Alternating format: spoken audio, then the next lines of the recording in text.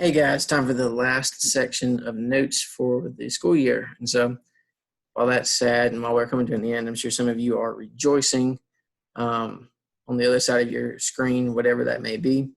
And so our last unit or little chapter is all about stars and galaxies.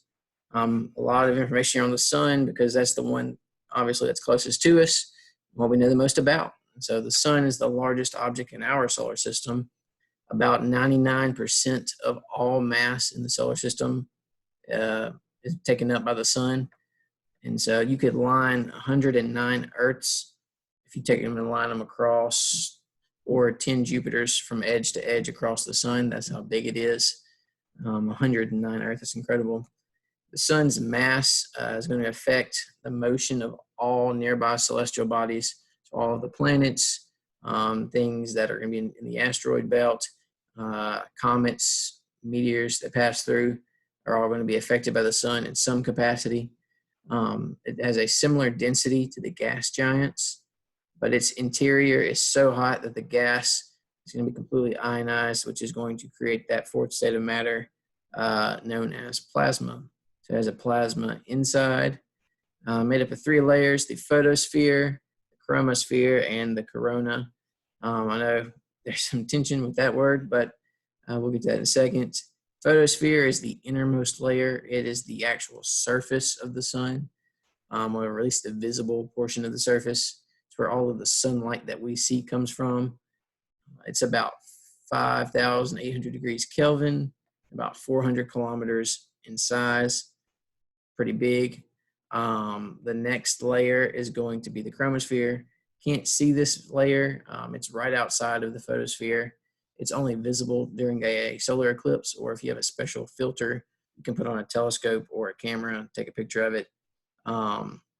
It's going to be a little bit bigger. It's about 2,500 kilometers in size, and then it's hotter at about 15,000 degrees Kelvin instead of the 5,800. And then the outermost layer is the corona. Once again, visible during an eclipse, like when the moon passes by, that ring that you see around on the outside would be the corona. It's only, like I said, that only visible during an eclipse. It's going to be about 3 to 5 million degrees Kelvin, obviously the hottest portion of the sun, and it extends for several million kilometers. There's actually no set endpoint, because when it gets to where it should be an endpoint, it just turns into solar winds, and those solar winds will just keep traveling throughout the solar system. And so they're going to be moving out of the sun. Those solar winds are at high speeds, and then they'll interact with the planets and the magnetic fields and things of the planets. When the solar winds actually move across Earth around our poles, that's where you get the northern lights or the aurora borealis up north. That's because why that happens. It's radiation interacting with our atmosphere. Solar activity itself on the sun, I'm trying to see if I can't really see you on here, but on the sun you'll get these areas called dark spots where the sun's magnetic field is going to interact with the photosphere. And when that happens, you have these cooled spots that are just, the reason they're darker is they're cooler than the surrounding photosphere. And then those happening on a cycle that lasts about 11 years. And so they like reoccurrence of sunspots happens every 11 years. Yep, not that they happen all the time, but you see like a maximum minimum cycle change every 11 years. And then solar flares are another type of solar activity where there are going to be these violent eruptions of particles that ejects material out of the sun into space. And then when those flares end up arcing like you see down here in the picture, they form an arc and then they end up falling back. That's called a prominence. And then the sun is going to get its energy, just what you see here, through nuclear fusion. And so it takes hydrogen atoms and it's going to fuse them together to make helium. And then there's a lot of heat that's let off in that in the form of energy. And so that's what we get from the sun. It's what gives us warmth, as well as some of that light from the photosphere. So we should be thankful for that. Measuring stars. Everybody's familiar with constellations, star groups that are named after animals, mythological characters, objects, things, and then every other day objects. And so we saw some of these back when we went to the observatory in the planetarium. We got to go through a simulation, which was pretty cool. Some constellations are circumpolar, which means that we can see them year round. They are directly north of us, and so our ability to view them is not inhibited by the sun. Some objects we can't see because as we move around the sun often tends to get in the way and block those out. And so they can only be seen at certain times of year. So they're seasonal constellations. When a group of stars are gravitationally bound to each other, they're going to be called star clusters. You can have globular and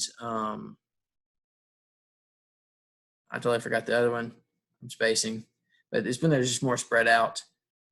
Maybe so they're going to be on top of each other, or they're going to be spaced out, but they're all bound within one group. Whenever there's just two stars that are going to be orbiting around each other, those are going to be called binary stars. There are two stars, and they have one center of common mass that they're orbiting around. More than half of our stars that we see in the night sky are either binary or part of some kind of star group or cluster. We can use Doppler shifts to discover a lot of these because of the different subtle changes in wavelengths they get as they pass around that common center of mass. Another term that you should be familiar with is a parsec, which is larger than a light year. It is a unit of distance, not time, for you Star Wars fans out there. It is equivalent to the length of 3.26 light years, or about, I think that's 30 trillion kilometers, super long distance. And so that is a unit of distance. And then parallax is going to be the apparent change in position in a planet, or not planet, a star. So when we look out into the stars, if it looks like they've moved, the stars themselves have not actually moved in the night sky, but our motion around the sun or rotation of our planet has caused an apparent change in motion. So we were the ones that were actually moving, not the star, but it looks like the star moved. And so the closer the object is, the larger the shift in the sky. Kind of like if we were standing in a field and I had someone standing 2 feet in front of me versus 100 yards in front of me.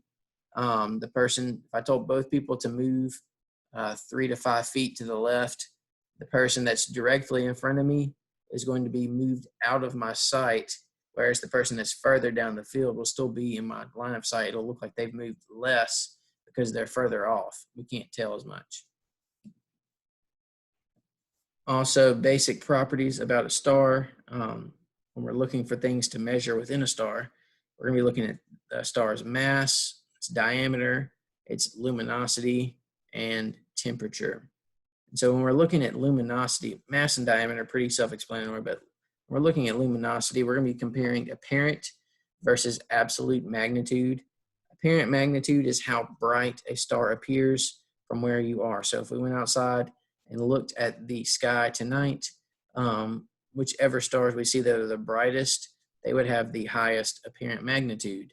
The ones that we have to really strain to see, or we have to stay outside for about an hour before our eyes can adjust, those are going to have less apparent magnitude. Now, with apparent magnitude, it's hard to determine which is actually a brighter star, because just because a star is brighter to us doesn't mean it actually is giving off more luminosity. And so that's where we have to compare it versus absolute magnitude.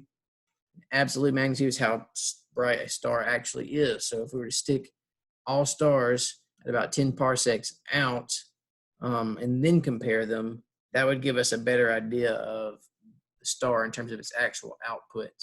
Because we might have a star that's really, really bright, or it has high luminosity, but because it has an equally far distance, it doesn't look as bright in the night sky as one that's closer to us that has less luminosity. The one that's closer is going to be brighter because the light has less to travel, so it's less faint. So if we look here, we can compare apparent magnitude versus absolute magnitude. The closer to 0 you are, the brighter the star. And so A star that is +1 is going to be brighter than a star that's +6 or +10, and so on and so forth. On this spectrum, the more dead center you are, the more true you are to being bright. And so luminosity, what we are comparing is the power or energy output by a star. We look at it in terms of its brightness. But we can determine its power or energy output by looking at how bright the star is, and then combining it with the distance from Earth. Because like I said, star might have more luminosity, it just might be further out, so it doesn't appear as bright as one that is actually closer to our planet. All right. Stars are going to be classified by spectral types. Those are going to correspond to wavelengths or emissions and things like that that are put out. The order in which they're put out, the spectral types are O, B, A, F, G, K, and M. O is going to represent your hot, bright stars. M is going to be your cool, dim stars that you don't really see as much in the sky. They'll be in that order, and then it'll correspond to the temperature, like I said, 0 being the hottest, M being the coolest, and then within each of those, you'll go from 0 to 9 before you move up to the next letter. Our sun, I believe, is a G2 star, and so we're kind of average. We're not the dimmest, we're not the brightest, but we're somewhere in between. Stars can be compared on a Hertzsprung-Russell diagram, or HR diagram for short, and that's going to be used to relate stellar characteristics. Most stars on this diagram are going to occupy in a region called the main sequence. It's going to be a stream of stars going from the top left down to the lower right corner. Your upper left are going to be your hot, luminous stars, lower right, cool, dim stars. Main sequence stars, or the ones you see that are in the main sequence, are going to be fusing hydrogen in their cores. As we move from fusing hydrogen, when we run out of hydrogen, they start to use helium. Those stars will move out of the main sequence, and those kind of branch off from that diagonal line. A star's mass is going to determine all other properties, as well as its lifetime in the main sequence. Red giants are going to be large, cool, luminous stars. They're going to be more than 100 times the size of the sun. And then small, dim, hot stars are called white dwarfs. They're about the size of the Earth. So imagine something that's about the size of the Earth with about the strength of the sun. And so very deceiving in terms of size and gravitational efforts. I do have a HR diagram here. So your brighter stars are going to be up here. Your super giants and red giants, like I mentioned here, will start off over here, but as they grow, they'll end up moving out of the main sequence. If we follow this down, our sun is located about halfway, like I said earlier, in the main sequence, and we are still a main sequence star. Our sun is still doing nuclear fusion with hydrogen, and it's made up of about 75% hydrogen, 25% helium, and so it'll continue to do that until it uses up all of its hydrogen. The balance between a gravity squeezing inward on a star and then the pressure that's maintained by pushing out from the heat that it's making or releasing the energy is going to be what causes a star to be stable, keeps all that gravity from pushing in, compressing it. We'll see what happens with that in a second. But it also keeps it from just over erupting or exploding out. And so it's these two balances that hold stars together. How a star forms is that interstellar gas, also called a nebula, is going to collapse on itself. And so gravity is going to be pulling all of this gas inward. And as it pulls it inward, it starts to move. And so as the cloud contracts, it starts to rotate, and it rotates faster and faster and faster into this disk shape. And then at the center is going to be a hot condensed protostar. And then that is going to eventually be what forms into a star. Gravity is going to continue to keep this thing going. And once the temperature of the protostar reaches ignition temperature for nuclear reactions, that's when it's actually labeled or considered a new star. So until we can start doing our own nuclear reactions, self-sustaining reactions, it's not a new star, but once it does, it's considered a new star. I know many of you have heard of what's called a supernova. So a star is going to begin with the mass about 8 to 20 times that of our sun. Remember, our sun's not a big star. Large stars with the core too big, that core is going to eventually collapse on itself. If you look up here, we have to maintain that balance. Well, the core is too big, and then that gravitational response is too strong. We can't maintain that balance. The core will collapse in on itself, creating a neutron star. And then when those outer layers start piling in and in and in, it will create a bunch of pressure, and then that core is going to explode outward. And so that makes huge, bright explosion. And so I've heard rumor that Betelgeuse down here is going to go supernova at some point. Don't know when. I mean, it could be forever. The star's been there forever. But if it did, it would be bright enough that we would see it here on Earth. It'd be a pretty spectacular feat, I think. Black holes, last thing we're kind of be looking at. So instead of going outward, or even sometimes you have supernovas that turn into black holes where you have all this force out, but then a kind of a pull back in. The resistance of the neutrons in that neutron star are being squeezed, and they can't support the core of that star. And so if the mass is too great, the core is just going to continue to collapse and get smaller and smaller and smaller and shrink and compact into something that's very small and extremely dense. And so imagine something with the gravitational force and power of our sun, the size of a marble. That's what's happening here. And so that's going to create this gravitational pull into an area where this is very, very tiny object. And so that nothing, it'll have gravitational forces so strong that nothing, not even light, can escape this pull. And so light will be pulled in. You can see that when you look at a black hole. The area that you last see light, or the area around the black hole, is called the event horizon. Once light gets sucked into the event horizon, it can't get back out. Types of galaxies: you have barred spirals, irregular spiral galaxies. We live in a spiral galaxy. Peculiar, elliptical, and lenticular. Just look over those, know those shapes. Just some more fun things for you. If you go out and look for this constellation, this is Orion.